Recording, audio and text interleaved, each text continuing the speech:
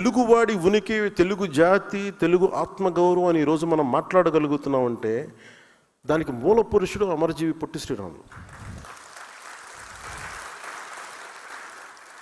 అంటే మనం అలాంటి వ్యక్తుల్ని మనం స్మరించుకోకపోతే, అంటే ఉదాహరణకి 5 సంవత్సరాలు పనిచేసిన ముఖ్యమంత్రి పేర్లు కూడా పెట్టేస్తారు. కానీ మనం ఎవరి సాక్రిఫైస్ మీద మనం నిలబడ్డాము, ఎవరి బలిదానం మీద నిలబడ్డాము, ఆ వ్యక్తిని వదిలేస్తున్నాం.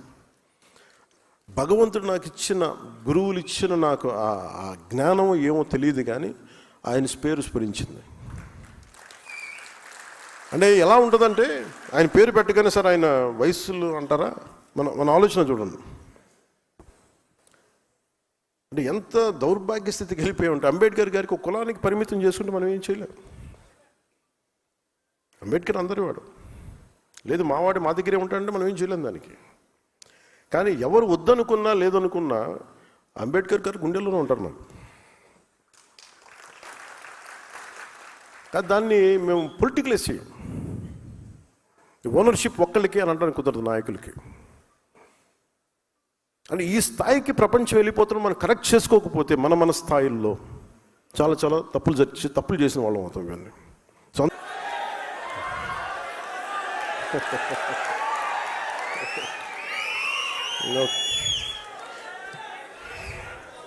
అలాగే ఇంకొక కీలకమైన అంశంలో ఏంటంటే, నేను కొన్ని మాట్లాడుతున్నప్పుడు మీకు కొన్ని ఇబ్బందులు ఉంటాయి. ఏంటంటే మీ వాడు ఎలా మాట్లాడేసారంటారు మేము. అలాగే ఇదిగా నేను అమర్జీవి గారి గురించి మాట్లాడలా. అంటే ఉదాహరణకి నేను కులాల గురించి చాలా విస్తృతంగా మాట్లాడతాను, ఇబ్బంది లేకుండా మాట్లాడతాను. మా సోదరులు నాగబాబు గారిని అడగండి, మా ఇంట్లో ఎప్పుడు కూడా కుల ప్రస్తావన మాకు తెలియదు అసలు ఎప్పుడు. అలాంటి నేను కులాల గురించి మాట్లాడటం అంటే ఎంత నలిగిపోయాడు బిగినింగ్లో. అసలు ఎందుకు వచ్చాను రా పాలిటిక్స్ అనుకున్నాను. ఇప్పుడు కదా 2007, 2008లో. అంటే మనం మానవత్వం అనుకున్న పెరిగిన వాళ్ళకి, సోషలిజం మైండ్ సెట్ ఉన్నవాడికి కులం చాలా ఇబ్బందిగా ఉంటుంది. కాకపోతే that is a stock reality of our society. ఇది ఒక వాస్తవ దృక్పథం. ఇది అంటే మనకి అసమానతలు ఉన్నాయి. కొన్ని కులాలు అగ్రస్థానంలో ఉంటాయి, కొన్ని కులాలు వెనుకబాటు స్థానంలో ఉంటాయి, కొన్ని వృత్తి కులాలు ఉంటాయి, వృత్తి కళలు వాటికి పరిమితం అయిపోయినాయి. అందుకని కులాలని నేను సమగ్రంగా స్టడీ చేశాను. స్టడీ చేసుకున్న తర్వాత అప్పుడు అవగాహనతో వచ్చి మాట్లాడాను. అందుకు నాకు ఇబ్బంది ఏముండదు. నేను ఒక కులం గురించి మాట్లాడుతున్నానంటే ఇంకో కులాన్ని ఎప్పుడు పెంచడం కాదు, ఇంకో కులాన్ని తక్కువ చేయడం కాదు, ఒక వాస్తవాన్ని మాట్లాడుతున్నాను అంతే. అందుకని నేను ప్రత్యేకించి కులాల గురించి మాట్లాడేటప్పుడు మన ఆ పార్టీని ఎలా చెప్పాలో తెలియట్లేదు నాకు. వాళ్ళ పేరు కూడా చెప్పడం పెద్ద నాకు ఇష్టం లేదు. అంటే అలాగే అంటే అలా అంటే ఆకు రౌడీలను సపోర్ట్ చేస్తాం, మేము రౌడీజం చేస్తాం అనే వాళ్ళతో వాళ్ళ పార్టీగా నాకు గుర్తించట్లేదు. ఒక రౌడీల సమూహంలాగా అనిపిస్తుంది ఒకసారి. సారీ టు సే, నా ఉద్దేశం అలా అలా చేయకూడదు కదా అంటారు. దెర్ ఇస్ వాళ్ళు పొలిటికల్ పార్టీ అయితే మీరు పాలసీ విధానంలో మాట్లాడాలి. మీరు పాలసీ విధానం, మీరు ఈ పాలసీ చేశారు, వచ్చాక మేము రద్దులు చేస్తాం. ఇప్పుడు ఉదాహరణకి మొన్న నాకు నిన్న కూడా ఆయన వారికి శుభాకాంక్షలు తెలియజేశాను, పుట్టినరోజు శుభాకాంక్షలు.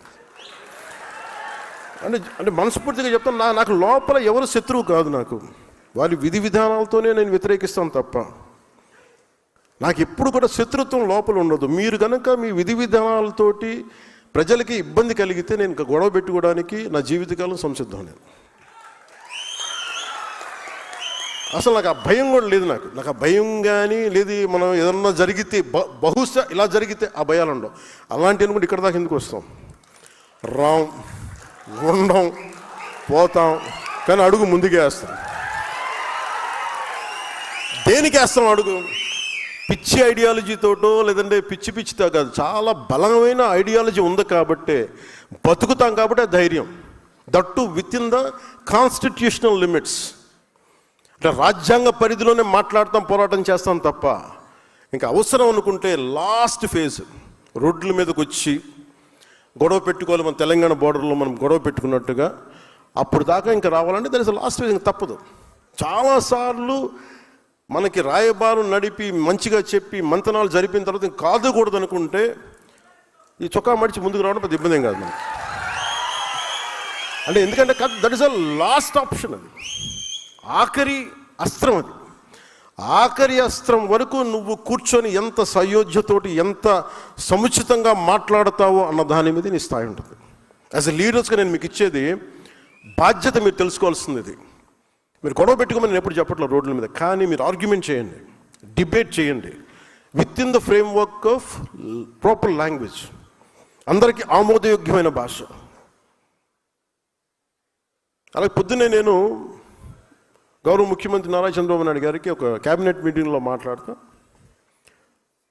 ఆంధ్రప్రదేశ్కి అభివృద్ధి గురించి అన్ని మాట్లాడుతూ మేజర్గా టూరిజం పాలసీ గురించి వచ్చింది.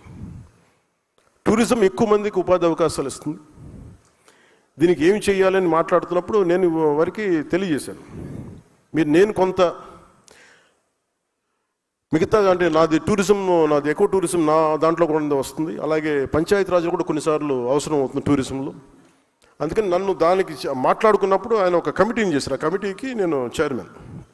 ఆ టూరిజం అది ఇందాకే మీటింగ్ జరిగింది. గౌరవ మంత్రులు రామనారాయణ రెడ్డి గారు, R&B మినిస్టర్ గారితో.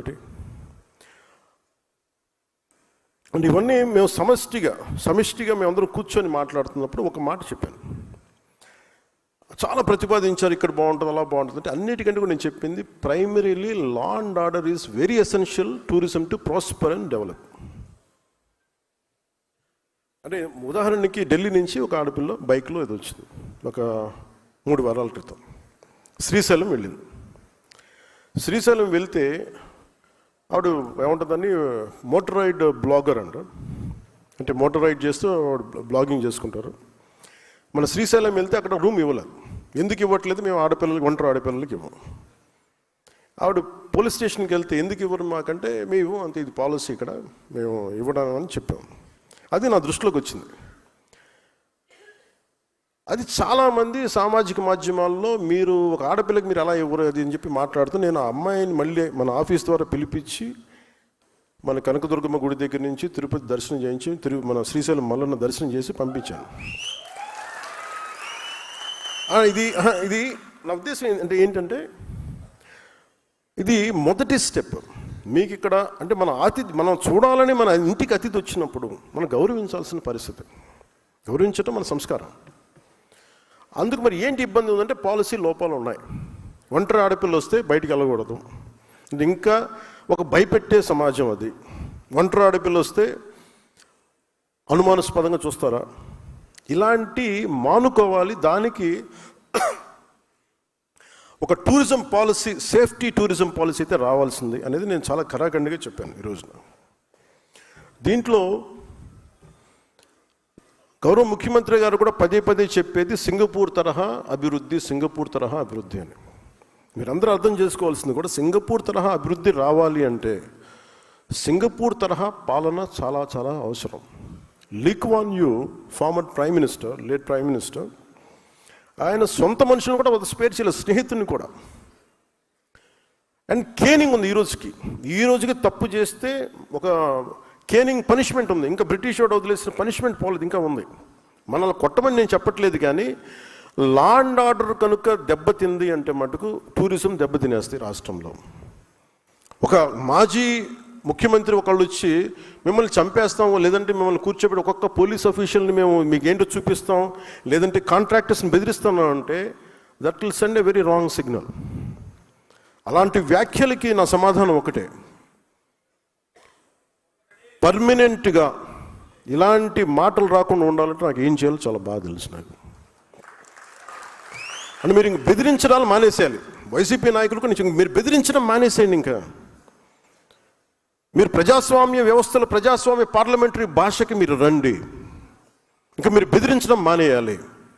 అలాగే ఎవరన్నా అధికారులు కానీ ప్రజల్లో కానీ ఎవరన్నా ఉంటే ఒకవేళ వాళ్ళు వచ్చేస్తారేమో అప్పుడు ఏంటి, అలాంటి పరిస్థితులు రావు. ఎందుకు రావు కూడా చెప్తాం. దీనికి నేను లాజికల్ రీజనే చెప్తాను. మీరు ఎంత కొట్టుకున్నా కొట్లాడినా మీ ఓట్ శాతం సర్టన్, అది తగ్గుద్దా పెరుగుద్దా మీరు కాబట్టి ఇంకొకరికి వెళ్తుంది ఆ పార్టీ, ఆ ఓట్ బ్యాంక్. కానీ నేను ప్రత్యేకించి నా కంఠంలో ప్రాణం ఉన్నంత వరకు ఆంధ్రప్రదేశ్కి తద్వారా భారతదేశాన్ని సమగ్రతకి భంగం వాటిల్లకుండా చూసుకునే బాధ్యత. దానికోసం ఎన్ని ఎత్తులైనా వేస్తాం. అవసరం అయితే అంటే అందుకనే చెప్తున్నా, మీరు ఆ భాషను వదిలేయండి. మీరు గొప్పగా మీరు వెళ్ళండి, నాకు ఇబ్బంది లేదు. కానీ మీరు రౌడీలను వెనకేసుకొస్తాం, గంజా చేసే వాళ్ళని మేము వెనకేసుకొస్తాం. తెనాల్లో గంజా రౌడీలను పోలీసులు పెడితే వీళ్ళు వాళ్ళకి మద్దతుగా పోలీసులకు వెళ్ళారు. వీళ్ళు చాలామంది కూర్చోబెట్టి చాలా జాగ్రత్తగా చేయండి. అవి కొన్నిసార్లు ఎవరు లేకుండా మన దగ్గరికి వస్తారు, నేను అర్థం చేసుకోగలను. Private settlements, land disputes. కానీ దాన్ని మీరు అవకాశంగా తీసుకొని, మన పదవులు అవకాశంగా తీసుకొని దయచేసి అవన్నీ చేయకండి. అది ఎందుకు అవుద్దంటే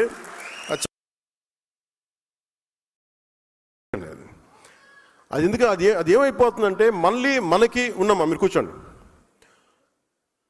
అది ఏం జరుగుద్ది అంటే మనం కనుక మనం కనుక కరెక్ట్ చేయకపోతే మనకిను ప్రీవియస్ గవర్నమెంట్కి తేడా ఏముంటుంది అది మీరు ఆలోచించండి. ఈ రోజున మీకోసం చొక్కాలు చించుకొని రోడ్ల మీద ఆడపిల్లలు ఇబ్బంది పడి వచ్చి ఓట్లేసినందుకు మనం కృతజ్ఞతగా మనం వారికి ప్రజలకి నిలబడకపోతే మనందరం తలదించుకోవాల్సి వస్తుంది. నేనైతే తలదించుకోను. నా పార్టీని మొత్తం ప్రజలకే ప్రజల సమస్యను నేను వినదలుచుకున్నాను. వారి సమస్య కోసమే, వారి అవసరం మేరకే నేను ఉంటాను. నాకు పార్టీ కంటే కూడా ప్రజలు భద్రత చాలా ముఖ్యం నాకు. కూర్చోమ్మా, నువ్వు కూర్చో. సభా సంస్కారం ఉండాలి కదా మీకు, పద్ధత మీకు. సో లా అండ్ ఆర్డర్ మటుకు you have to get into control. మీ చేతుల్లోకి రావాలి, చెప్పాలి. ఇష్టరాజ్యంగా చేసేస్తున్నారు అందరూ. ఎందుకంటే ప్రజలు ఒకసారి తిరగబడ్డారంటే ఇప్పుడేం చెప్పరు. మీకు ఎలక్షన్లు వచ్చేవారు ప్రజలు ఎవరు చెప్పరు, మీరు గుర్తుపెట్టుకున్నది. మన నాయకులు కూడా అదే చెప్తున్నారు, మీరు ప్రజలు ఇప్పుడేం చెప్పరు, భయపడతారు. కానీ ఎన్నికలు వచ్చినప్పుడు మటుకు వాళ్ళ కోపం అప్పుడే చూపిస్తారు, గత ప్రభుత్వానికి చూపించినట్టుగా. అది మర్చిపోకండి, అది ఎప్పుడు మర్చిపోకండి. సమస్య కోపం వచ్చిన రోజున వాళ్ళు ఏం చేస్తారు, మనం అప్పుడు కష్టాలు వస్తాయి. నాకు ఎందుకు భయం లేదని, నాకు ఓడిపోయినా గెలిచినా నేను ఎప్పుడు మారలా. నేను ఎప్పుడు ప్రజల కోసం పనిచేశాను, ప్రజల కోసమే పనిచేస్తాను. అందుకని మీరు దయచేసి 2 చేతులు జోడించి చెప్తున్నాను, దయచేసి ప్రజల్ని ఇబ్బంది పాలు చేసే ఈ పవర్ని దయచేసి మిస్యూజ్ చేయకండి. నేను మిస్యూజ్ చేయను. మీరు మిస్యూజ్ చేస్తానంటే చూస్తూ కూడా కూర్చోండి.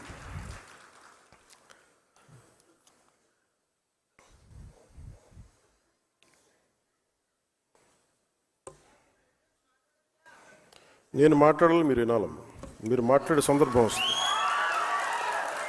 ఇది మాటామంతి కార్యక్రమం లేదంటే జనవాణి కార్యక్రమం అంటే మీరు లెటర్లు ఇవ్వండి ఇటు సైడ్ నుంచి, లేదంటే మాటామంతి అంటే ఇది పదవి బాధ్యత. ఇది కూడా చాలా ముఖ్యం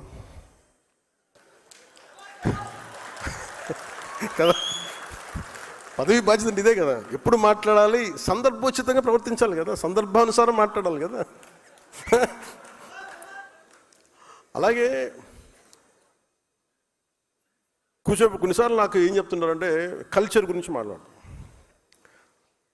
ఉదాహరణకి మొన్న టీటీడీ నుంచి నిధులు మన కరీంనగర్ కొండగట్టు ఆంజనేయ స్వామికి వాళ్ళు ఇవ్వడం జరిగింది.